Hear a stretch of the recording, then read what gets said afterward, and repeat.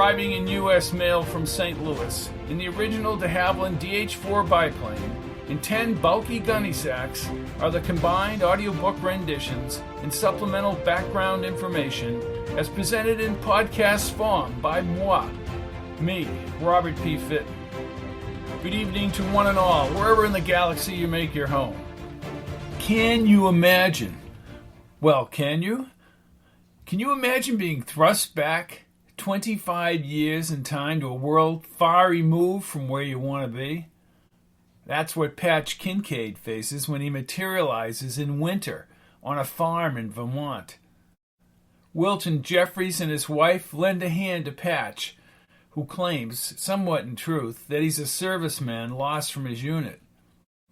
As he watches television later with the Jeffries, Patch desperately tries to remember where Meinkewitz was in 1961. Although he wants to stop Carlos Sánchez from beginning the long path that will lead to nuclear annihilation in 1986, Patch is cognizant of Meynkewitz's work with time dilation and his link to the intelligence agencies. And even more important to Patch personally is what exactly happened to his fiancée Kate in the embarking chamber. She left 1986 before Patch, and her whereabouts are unknown. Sit back in your favorite easy chair, whether in a car or in your living room, and be prepared to be transported to America in 1961 as we begin the third installment of the Kennedy Paradox by Robert P. Fitton. Chapter 8. Centerville, Vermont, Friday, February 24th, 1961, 3:37 p.m. After Jeffries returned to the shed, Patch, holding a yellow wall phone receiver, thanked Becky for the meal. She retreated through the den and up the stairs as he pretended to telephone his unit. He watched a black and white Alberto VO5 commercial as a woman raked a comb through her stiff hair on a bulky TV in the den. He stared at the next ad for Arid Extra Dry Deodorant.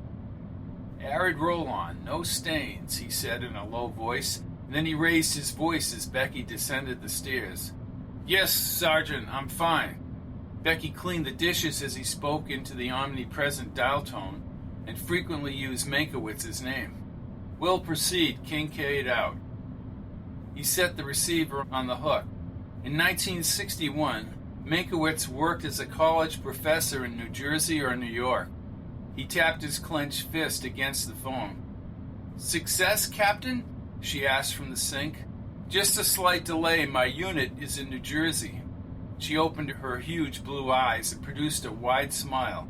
You have your orders. You got that right. Can I help you with the dishes? No, Captain, you have your hands full. You're welcome to stay here until they get you. We have spare bedrooms upstairs. Thank you, I appreciate that. We all have a duty to help a lost serviceman. You know, ask what you can do for your country. Well, thanks. As he gazed across the yard toward the shed, he tried to figure out Meynkewitz's exact location. Would you mind if I talk to your husband? Go right ahead. Patch grabbed his coat off the hall rack. He opened the door and stepped down into the cooler air. The chickens had left the yard. Shadows fell over the snowy fields and the wooded hillside beyond. Patch rubbed his hands. Come on, Ray. Where did you work? Meinkewitz, Meinkewitz, Meinkewitz, Meinkewitz, New Jersey, New Jersey. College. He snapped his fingers.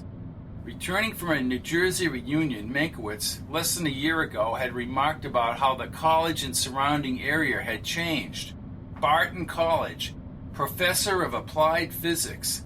Ray, you're in your 20s, and you're about to meet your protege. You say something, Captain? Asked Jeffries from the shed door.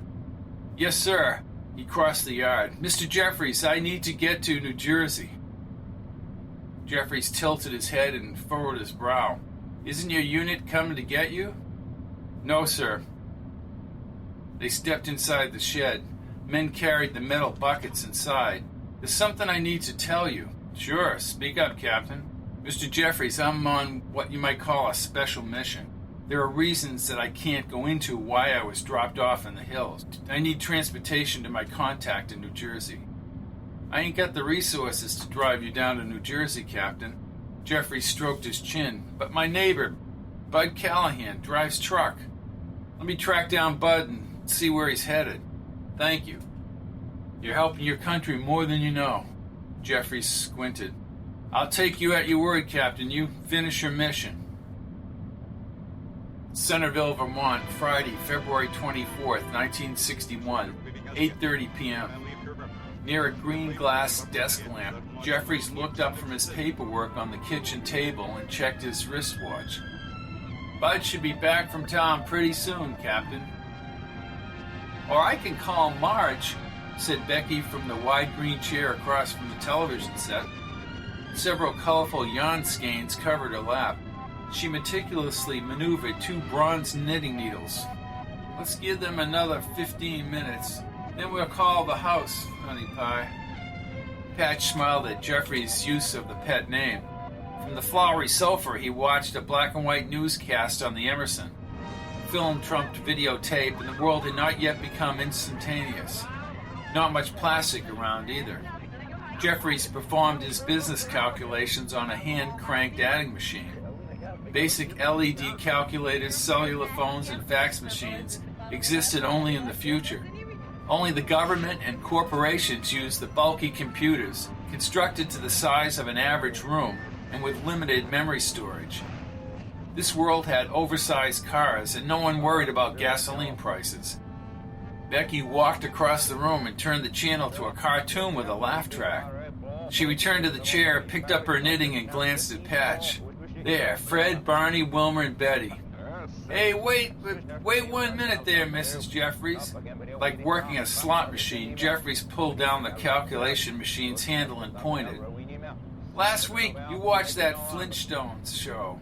This week, it's Route 66. Flintstones, you big grizzly bear.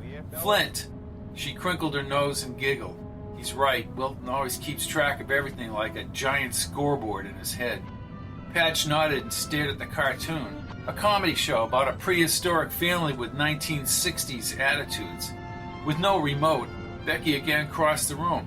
She twisted the TV dial to a shot of a sleek Corvette traveling down a desolate black and white highway. Patch thought about Meinkewitz. Some intelligence agency had set up a cover at his college.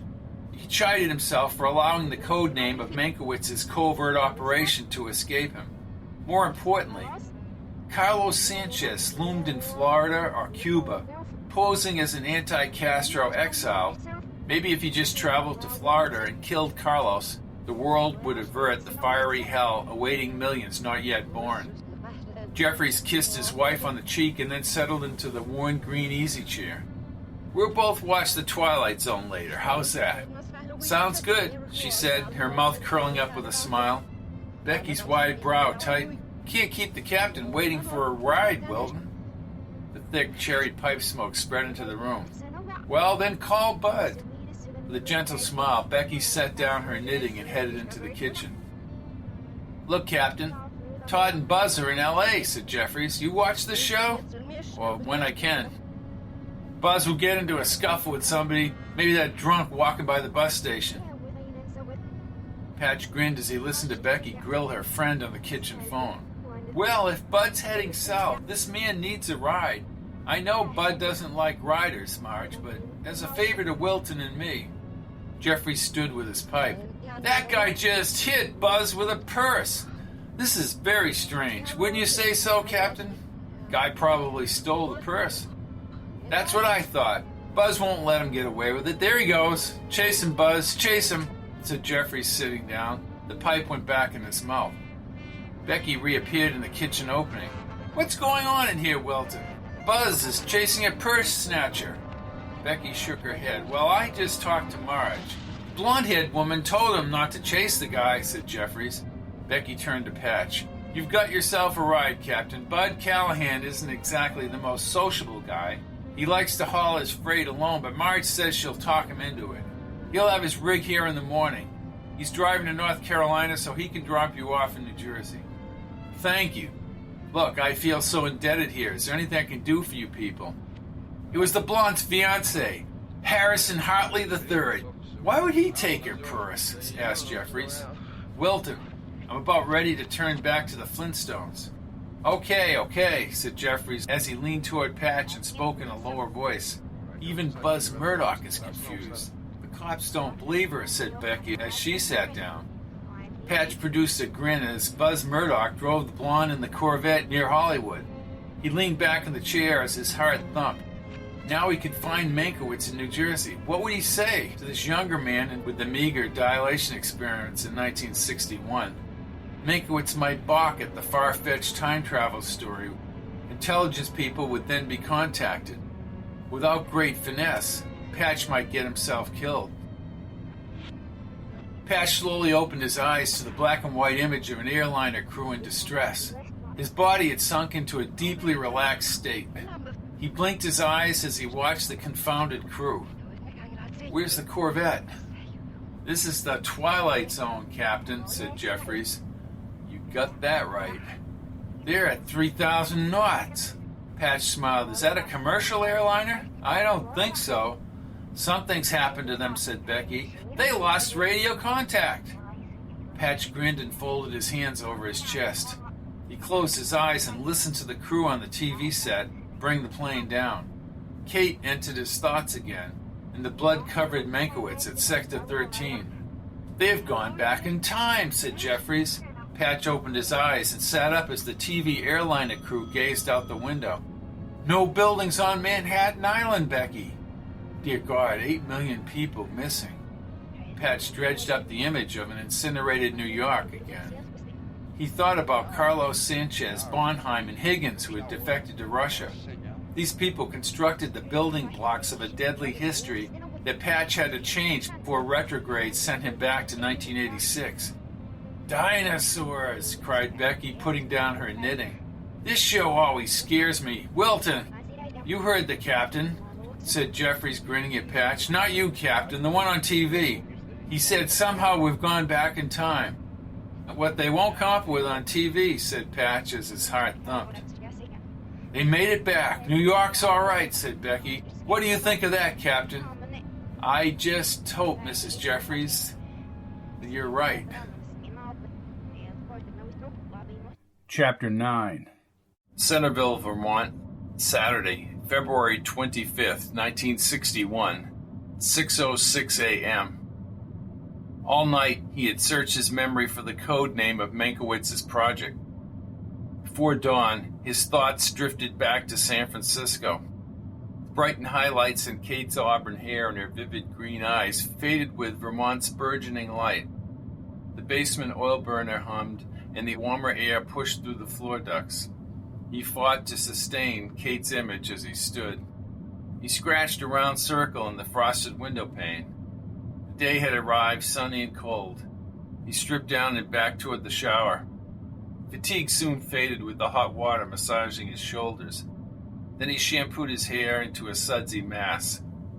On this very morning, albeit hundreds of miles away, a younger Meinkewitz worked at Barton College. Patch envisioned himself on a definite mission now as he rinsed away the soap. He stepped from the shower and grabbed the wide terry cloth towel. Once dried, he wrapped the towel around his waist and gazed at the yellow cornstalks pushing through the snow. Steam and smoke already drifted from Jeffrey's maple shed.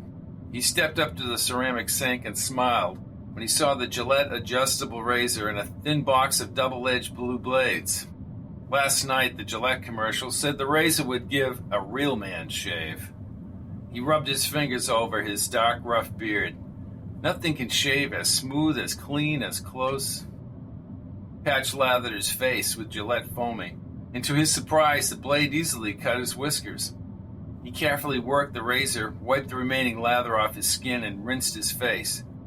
As he dragged the smaller towel over his face, the code name for Meynkewitz's New Jersey operation bubbled effortlessly into his head.